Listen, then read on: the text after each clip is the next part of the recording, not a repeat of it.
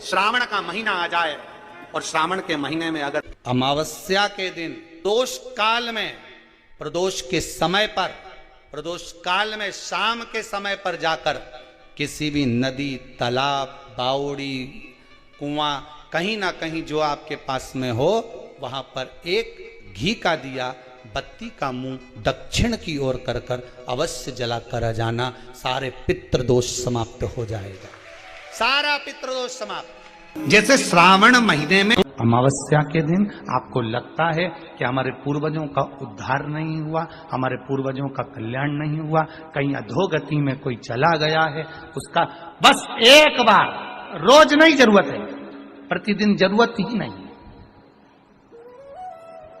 महीने में एक बार अगर अमावस्या के दिन भी आपने चंदन के थोड़ा सा चंदन अगर मेरे देवाधिदेव महादेव को 7 स्थान पर समर्पित किया है।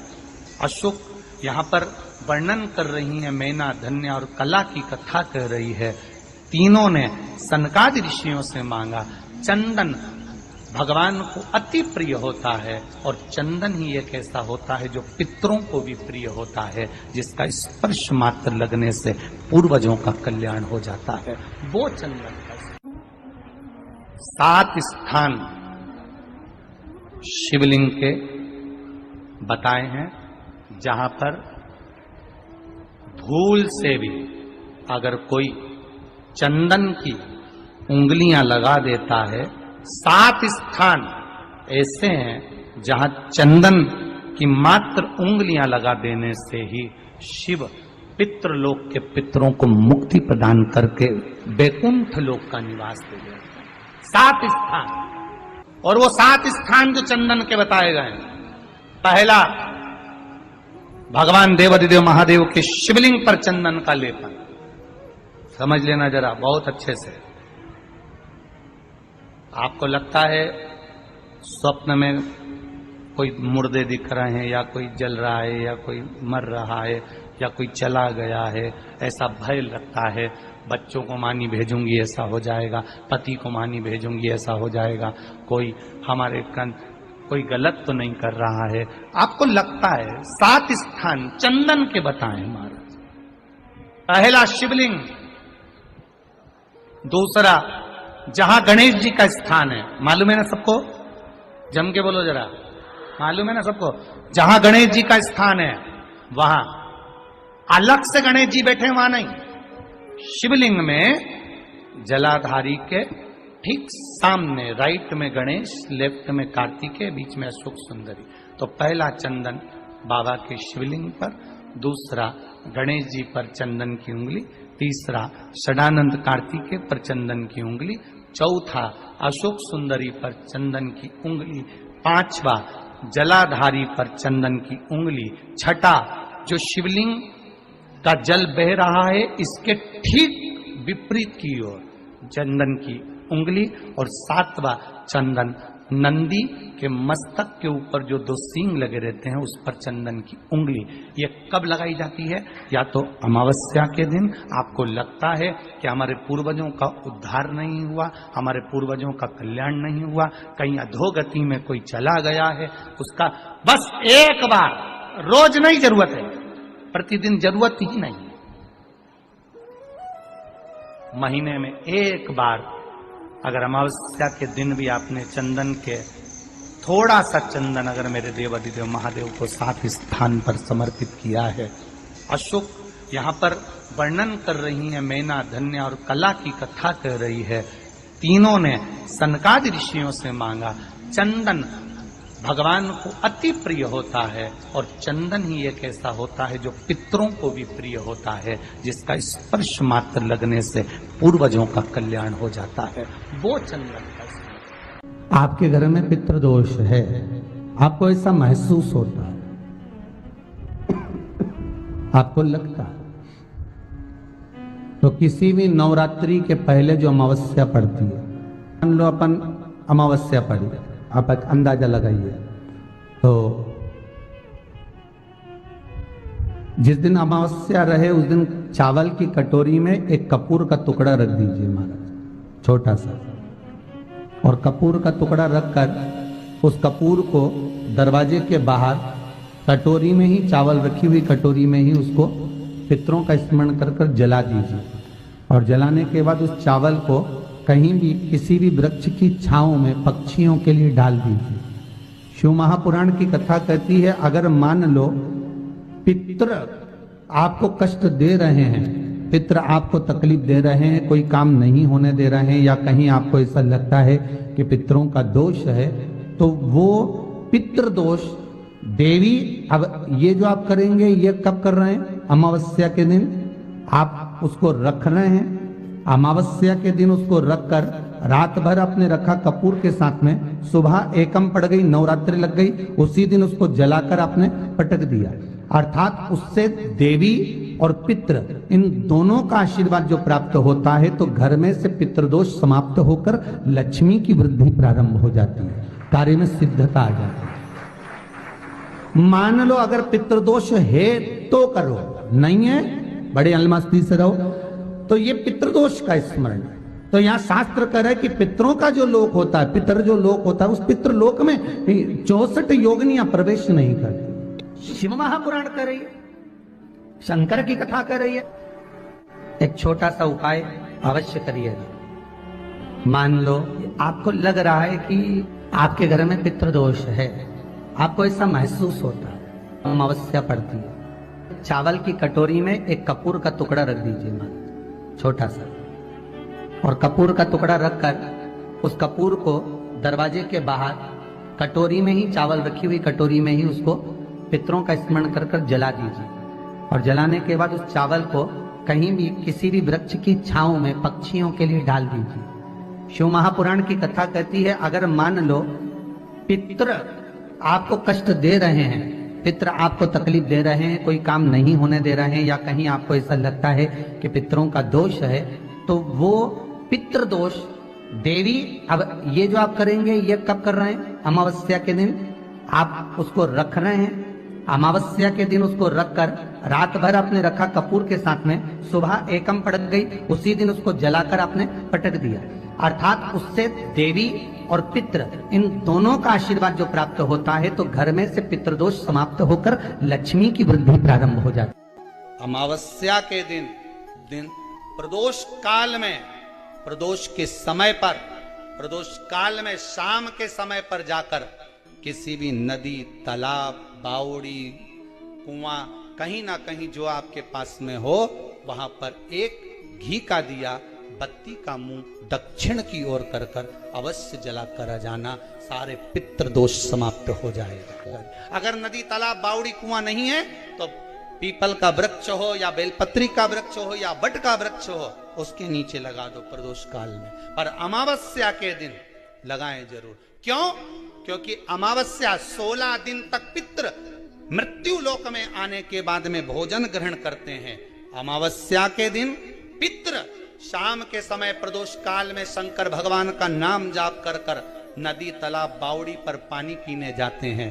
वहां से जल का आचमन कर कर पितृ अपने लोक को चले जाते हैं प्रदोष काल के समय पर। इसलिए प्रदोष काल में जलाशय के पास में बावड़ी, कुआं, नदी, तालाब के किनारे पर दिया लगाया जाता है, दक्षिण की ओर मुख कर कर बत्ती का, तो पितृ आशीर्वाद देते हुए जाते हैं कि फलो फूलो, आगे बढ़ो, उन्नति करो, तरक्की करो। ये पितरों का आशीर्वाद रहता है, पितरों का वर रहता है। आप देंगे, कुछ करा ना करा, फिर अमावस्या के दिन उस दिन दिया दक्षिण की ओर बाती का मुख कर कर।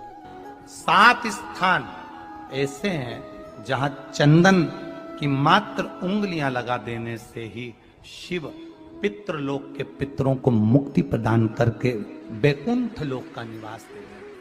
7 स्थान, और वो 7 स्थान जो चंदन के बताए गए, पहला भगवान देवाधिदेव महादेव के शिवलिंग पर चंदन का लेपन। समझ लेना जरा बहुत अच्छे से। आपको लगता है स्वप्न में कोई मुर्दे दिख रहे हैं, या कोई जल रहा है, या कोई मर रहा है, या कोई चला गया है, ऐसा भय लगता है, बच्चों को मानी भेजूंगी ऐसा हो जाएगा। जिनके यहाँ पितृदोष होता है, काल सर्प दोष होता है, वास्तु दोष होता है, उनको ज्यादा कुछ नहीं करना होना। महाराज एक बेल का फल लीजिए, उसके अंदर का जो गुर्दा होता है, अंदर का जो भाग होता है, उसको निकाल लीजिए, और उस बेल के फल में आटा सेक कर उसमें शक्कर मिलाकर उसको उसके अंदर भरें। अमावस्या के दिन सुबह 10 बजे से पहले उसको अपने घर में घुमाने के बाद में जिसको काल सर्प दोष बताया है, पितृदोष बताया है या वास्तु दोष का स्मरण बताया है, घर में सब दूर घुमाकर अपने परिवार का हाथ का स्पर्श कराकर पीपल के पेड़ के नीचे का खड्डा खोदकर उस बेलपत्र के उस फल को दाब दीजिए। महाराज केवल एक अमावस्या करना रहता है, पितरों के दोष से मुक्ति मिलती है और हमारे घर के कार्य सफल होना प्रारंभ हो जाता है।